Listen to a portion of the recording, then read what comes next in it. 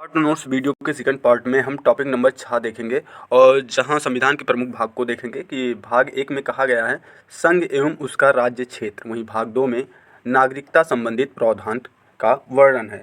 वहीं पर यदि हम बात करें भाग 3 में तो मौलिक अधिकार की बात की गई है, मूलाधिकार की बात की गई है भाग नंबर 3 में। उसके बाद हम देखेंगे भाग 4। भाग 4 में राज्य के नीति निर्देशक तत्व और चार का में मौलिक कर्तव्यों का उल्लेख किया गया है। तो भाग 4 में राज्य के नीति निर्देशक तत्व और 4 का में मौलिक कर्तव्य का उल्लेख किया गया। वहीं भाग 5 देखेंगे तो इसमें संघ की बात की गई है। वहीं भाग 6 में राज्यों की बात की गई है, जबकि 7 जो है वो निरसित है। जबकि 8 में हम देखेंगे संघ राज्य क्षेत्र की बात की गई है। ठीक है, तो जैसे आप 5 में देखते हैं तो संघ, 6 में देखते हैं तो राज्य, आप 8 में संघ राज्य क्षेत्र को देख लेते हैं। वहीं भाग 9 में देखेंगे तो पंचायतों से संबंधित बातें कही गई हैं भाग 9 में। और 9 का में यदि हम लोग देखते हैं 9 का तो नगर पालिकाएँ, और 9 खा में सहकारी समितियों का वर्णन किया गया। वहीं पर भाग 10 में देखते हैं तो इसमें अनुसूचित एवं जनजातीय क्षेत्र के बारे में बताया गया है भाग 10 में। जबकि भाग 11 संघ एवं राज्यों के बीच संबंध के बारे में बताता है, उससे संबंधित बातें इसमें कही गई हैं। भाग 12 देख लेते हैं। भाग 12 में है वित्त, संपत्ति, संविदाएं और वाद। तो भाग 12 में क्या क्या है? वित्त, संपत्ति, संविदाएं और वाद। वहीं भाग 13 में भारत के राज्य क्षेत्र के भीतर व्यापार, वाणिज्य और समागम की स्वतंत्रता की बात की गई है। अब हम देख लेते हैं भाग 14। भाग 14 क्या है? संघ एवं राज्यों के अधीन सेवाएं। भाग 14 में क्या है? संघ एवं राज्यों के अधीन सेवाएं। वहीं पर भाग 15 में निर्वाचन संबंधित बातें की गई हैं भाग 15 में। जबकि भाग 16 कुछ वर्गों के संबंध में विशेष उपबंध का प्रावधान करता है। भाग 16 क्या करता है? कुछ वर्गों के संबंध में विशेष उपबंध का प्रावधान। वहीं भाग 17 में राजभाषा की बात की गई है भाग 17 में। भाग 18 आपात उपबंध से संबंधित है। वहीं पर भाग 19 में प्रकीर्ण की बातें की गई हैं।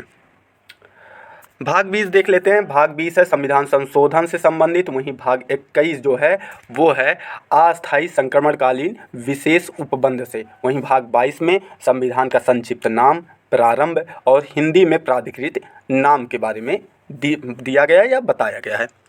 तो आज हम जो भाग थे संविधान के प्रमुख भाग उनको देख लिए। अब आगे के टॉपिक देखते हैं जो शॉर्ट नोट्स में है। अगला टॉपिक है संविधान की अनुसूचियाँ और इनसे संबंधित क्या क्या चीज़ें हैं उनको देख लेते हैं कि संविधान की कौन कौन सी अनुसूचियाँ हैं और क्या प्रावधान किए गए हैं। जैसे प्रथम अनुसूची जो पहली अनुसूची है उसमें राज्य एवं संघ राज्य क्षेत्र की बातें की गई हैं। पहली अनुसूची में राज्य एवं संघ राज्य क्षेत्र की बातें की गई। वहीं पर दूसरी अनुसूची की बात की जाए तो यहाँ पर संवैधानिक अधिकारियों का वेतन है। जो भी संवैधानिक अधिकारी होते हैं कौन? जैसे राष्ट्रपति, राज्यपाल, लोकसभा अध्यक्ष, उपाध्यक्ष, सभापति, उपसभापति, सुप्रीम कोर्ट के न्यायाधीश, हाई कोर्ट के न्यायाधीश, मतलब इन सभी का वेतन जो होता है वो दूसरी अनुसूची के अंतर्गत उसका प्रावधान किया गया है। अब उसके बाद देख लेते हैं तीसरे में क्या है। तीसरे में भैया है शपथ एवं प्रतिज्ञान का जो प्रावधान है वो तीसरी अनुसूची में है। इसमें संघ के मंत्री, संसद सदस्य, सुप्रीम कोर्ट के न्यायाधीश, हाई कोर्ट के न्यायाधीश, इन सभी का शपथ जो है प्रावधान वो तीसरी अनुसूची में। अब एक बात और देख लेते हैं, राष्ट्रपति, उपराष्ट्रपति और राज्यपाल। ठीक है, राष्ट्रपति, उपराष्ट्रपति और राज्यपाल का जो अनुच्छेद है वो अलग है। ये तीसरी अनुसूची के अंतर्गत उनको शपथ नहीं दिलाया जाता है। राष्ट्रपति को जहाँ अनुच्छेद 59, वहीं उपराष्ट्रपति को अनुच्छेद 69 और राज्यपाल को अनुच्छेद 159 के तहत शपथ दिलाया जाता है। ठीक है, तो राष्ट्रपति को 59, उपराष्ट्रपति को 69 और राज्यपाल को 159 के तहत। चौथी अनुसूची में देखेंगे इसमें क्या है? राज्यों एवं केंद्र शासित प्रदेशों के लिए राज्यसभा में सीटों का आवंटन। तो राज्यों एवं केंद्र शासित प्रदेशों के लिए राज्यसभा में सीटों का आवंटन किस अनुसूची में है? चौथी अनुसूची में। वहीं पांचवी अनुसूची में अनुसूचित जाति एवं जनजाति क्षेत्रों के प्रशासन एवं नियंत्रण की बात की गई है। छठी अनुसूची देख लेते हैं। इसमें क्या है? इसमें है कि असम, मेघालय, त्रिपुरा, मिजोरम के जनजातीय क्षेत्र जो हैं उनसे संबंधित बातें कहाँ की गई हैं? छठी अनुसूची में की गई हैं। जबकि सातवीं अनुसूची में संघ सूची, राज्य सूची और समवर्ती सूची की बातें की गई हैं। ठीक है, तो 7वीं अनुसूची में क्या हो गया, संघ सूची, राज्य सूची और समवर्ती सूची। संघ सूची में कितने विषय हैं, 100 विषय हैं वर्तमान समय में, ठीक है। राज्य सूची में 61 विषय हैं और समवर्ती सूची में 52 विषय हैं। कोई परिवर्तन हुआ होगा तो आप एक बार पुनः चेक कर सकते हैं, लेकिन वर्तमान समय कुछ समय से मैंने जो पॉइंट नोट किए थे वो बता दिए। संघ सूची में 100, राज्य सूची में 61, समवर्ती सूची में 52 विषय, ठीक है। 8वीं अनुसूची देखेंगे जो कि भाषा से संबंधित है। मूल रूप से यदि भाषा की बात की जाए तो मूल रूप से भाषा 14 थे, लेकिन वर्तमान समय में भाषा की संख्या जो हो गई है मान्य भाषा वो 22 हो गई है। देखिए उसके बाद कुछ देख लेते हैं, कुछ संविधान संशोधन हुए थे। जैसे 1967 में 21वां संविधान संशोधन हुआ था, जिससे सिंधी भाषा को जोड़ा गया था। कब, 1967 में 21वें संविधान के तहत सिंधी भाषा को जोड़ा गया। वहीं पर 71वें संविधान के द्वारा, 71वें संविधान संशोधन 1992 के द्वारा नमक मतलब क्या होता है, नेपाली, मणिपुरी और कोंकणी, ये मतलब शॉर्ट नोट्स है तो मैंने उसी प्रकार से लिखा है। तो इसका मतलब आप याद कर सकते हैं कि 1992 में 71वें संविधान संशोधन के द्वारा नमक को जोड़ा गया। नमक मतलब नेपाली, मणिपुरी और कोंकणी को, ठीक है। एक एक शब्द उठा सकते हैं, रिवीजन क्लास है तो मैं इसी तरीके से बता सकता हूँ। अब 2003 में क्या हुआ, 92वां संविधान संशोधन हुआ और इसमें बोडो मैस मतलब बोडो, फिर डो से डोंगरी, मै से मैथिली और सा से संथाली, तो बोडो मैस को जोड़ा गया। आप ट्रिक के तरीके से याद कर सकते हैं कि 2003 में 92वां संविधान संशोधन के द्वारा बोडो मैस को जोड़ा गया, बोडो, डोंगरी, मैथिली और संथाली को, ठीक है। अब नौवीं अनुसूची देख लेंगे। 9वीं अनुसूची को पहले संविधान संशोधन 1951 के तहत जोड़ा गया। पहले 8 ही अनुसूचियाँ मूल रूप से थी, आप इस बात को याद रखिएगा। 9वीं अनुसूची पहले संविधान संशोधन 1951 के द्वारा जोड़ा गया। इसमें क्या है, भूमि सुधार एवं जमींदारी प्रणाली उन्मूलन की बात की गई है। वहीं पर 10वीं अनुसूची 52वें संविधान संशोधन 1985 के तहत जोड़ा गया संविधान में, और ये दल बदल विरोधी कानून से संबंधित है। वहीं पर 11वीं अनुसूची की बात की जाए तो ये 73वें संविधान संशोधन 1992 द्वारा संविधान में जोड़ा गया और ये पंचायती राज से संबंधित है। और पंचायती राज में कितने विषय हैं पूछा जाता है तो 29 विषय पंचायती राज में हैं। फिर उसके बाद देखेंगे 12वीं अनुसूची। 12वीं अनुसूची 74वें संविधान संशोधन 1992 द्वारा जोड़ा गया और ये शहरी स्थानीय निकाय से संबंधित है और इसमें कितने विषय हैं, 18 विषय शहरी स्थानीय निकाय के अंतर्गत रखे गए हैं। उसके बाद अगला टॉपिक देखेंगे, टॉपिक नंबर 8 है और उसमें है महत्वपूर्ण संविधान संशोधन, जो कि भाग 20 से संबंधित है। हाँ, एक बात और कि यदि आपने इसके पहले के जो मतलब वीडियो हैं, एक वीडियो है और ये वाला वीडियो और इसके उपरांत 1 या 2 वीडियो आ सकते हैं शॉर्ट नोट्स के, तो आप उसको देख सकते हैं। ये शॉर्ट नोट्स आप बार बार रिवीजन कर सकते हैं, तो एग्जाम में आपको यहाँ से भर भर के क्वेश्चन मिलते हैं भाई, ठीक है। हो सकता है कि आपको एक बार पढ़ने पर ना चीज़ें याद हों, आप 1 बार 2 बार 3 बार उसको रिवीजन कर सकते हैं, क्योंकि शॉर्ट नोट्स जो होते हैं वो इंपॉर्टेंट फैक्ट और मतलब तथ्यों से भरे हुए होते हैं, तो एक बार में थोड़ा याद करना थोड़ी कठिनाई होती है। तो चलते हैं टॉपिक नंबर 8 पर। महत्वपूर्ण संविधान संशोधन है। इसमें संशोधन क्या है, मतलब संशोधन कितने प्रकार से हो सकते हैं, जैसे साधारण बहुमत के आधार पर, विशेष बहुमत के आधार पर और विशेष बहुमत एवं राज्यों के अनुमोदन के आधार पर। फिर उसके बाद देख लेते हैं पहला संविधान संशोधन 1951। इसमें क्या हुआ, 31 का जोड़ा गया संविधान में और 31 खा जोड़ा गया तथा 9वीं अनुसूची जोड़ी गई। अभी बताया था कि 9वीं अनुसूची कौन से संविधान संशोधन के तहत जोड़ी गई थी, तो पहले संविधान संशोधन 1951 के तहत जोड़ी गई, ठीक है। उसके बाद देख लेते हैं 42वां संविधान संशोधन 1976।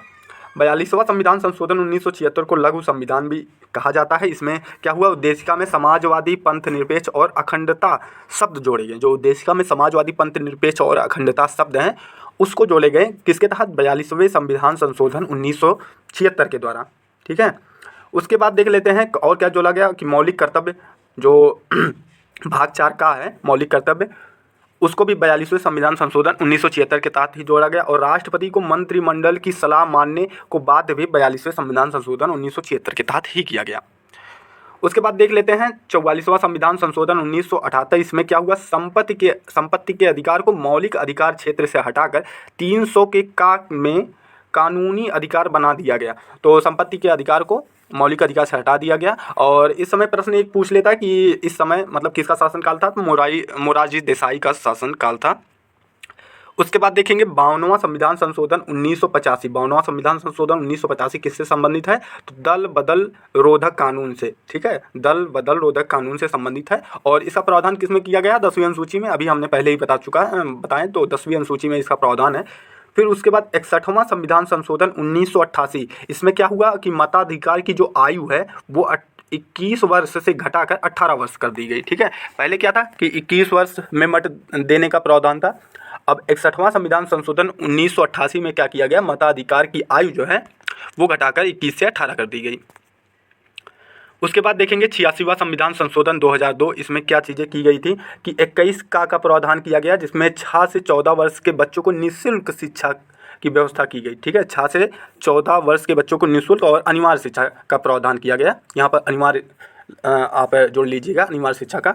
फिर 69वां संविधान संशोधन 1991 में तो क्या हुआ कि दिल्ली को राष्ट्रीय राजधानी क्षेत्र का दर्जा दिया गया। 69वें संविधान संशोधन 1991 के तहत दिल्ली को राष्ट्रीय राजधानी क्षेत्र का दर्जा दिया गया। वहीं पर 91वां संविधान संशोधन 2003 में जो हुआ, उसमें क्या हुआ कि मंत्रिपरिषद का आकार जो सदस्यों का है, ठीक है, जितने भी मतलब सांसद हैं उनका 15% ही होगा। ठीक है, जो सांसद हैं, जैसे मंत्रिपरिषद बनाया जाता है संसद में या विधानसभा में, तो जो उसके मतलब मंत्रिपरिषद के सदस्य होंगे वो सदस्यों के सिर्फ 15% हो सकते हैं। और ये बातें 91वां संविधान संशोधन 2003 में कही गई। 100वां संविधान संशोधन देख लेते हैं 2015 में, तो भारत बांग्लादेश सीमा समझौता हो गया था। यहाँ पर 100वें संविधान संशोधन के तहत 101वें के द्वारा, जो कि 2016 में हुआ था, तो जीएसटी का प्रावधान किया गया था।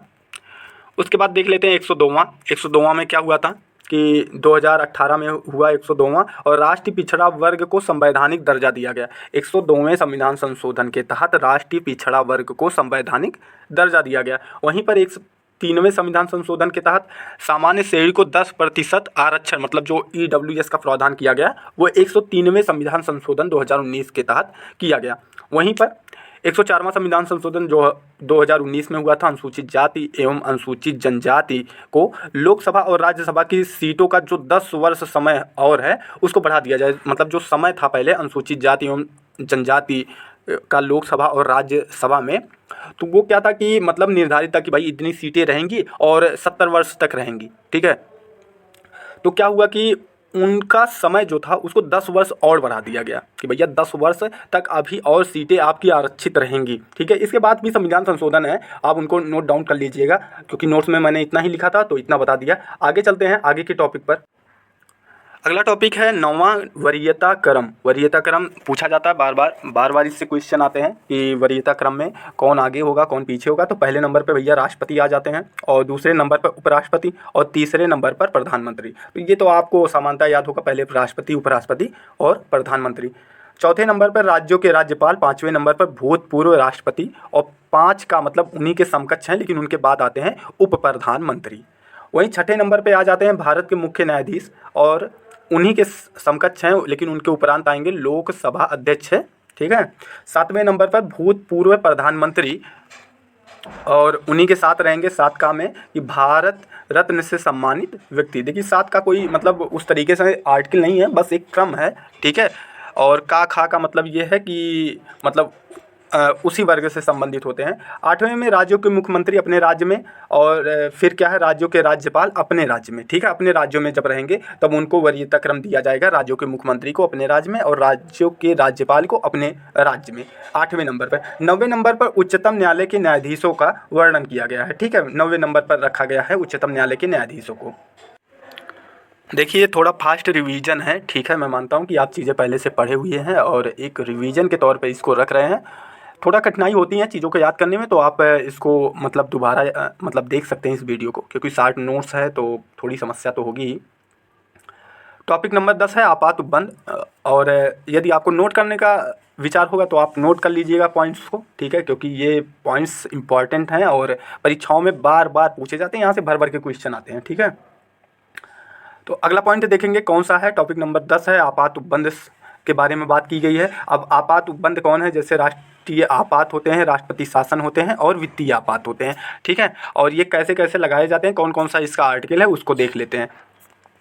देखिए जो राष्ट्रीय आपात होता है वो कैसे लगाया जाता है, तो मंत्रिमंडल की लिखित सिफारिश के आधार पर राष्ट्रीय आपात लगाया जाता है। वहीं पर राष्ट्रपति शासन तो मंत्रिमंडल की सलाह पर इसको लगाया जा सकता है, और वित्तीय आपात भी मंत्रिमंडल की सलाह पर। लेकिन राष्ट्रपति शासन जब लगेगा कैसे, तो मंत्रिमंडल की लिखित सिफारिश पर लगेगा। यदि आर्टिकल की बात की जाए तो राष्ट्रपति शासन के लिए 352 है। ठीक है, और नहीं, राष्ट्रीय आपात के लिए 352 है, राष्ट्रपति शासन के लिए 356, वहीं वित्तीय आपात के लिए 360 है। तो राष्ट्रपति शासन 352 में है, कैसे लगता है, युद्ध, बाह्य आक्रमण और सशस्त्र विद्रोह के आधार पर राष्ट्रीय आपात लगता है। वहीं पर राष्ट्रपति शासन जो कि 356 में है वो राज्यपाल प्रतिवेदन या रिपोर्ट के बिना भी लगाया जा सकता है।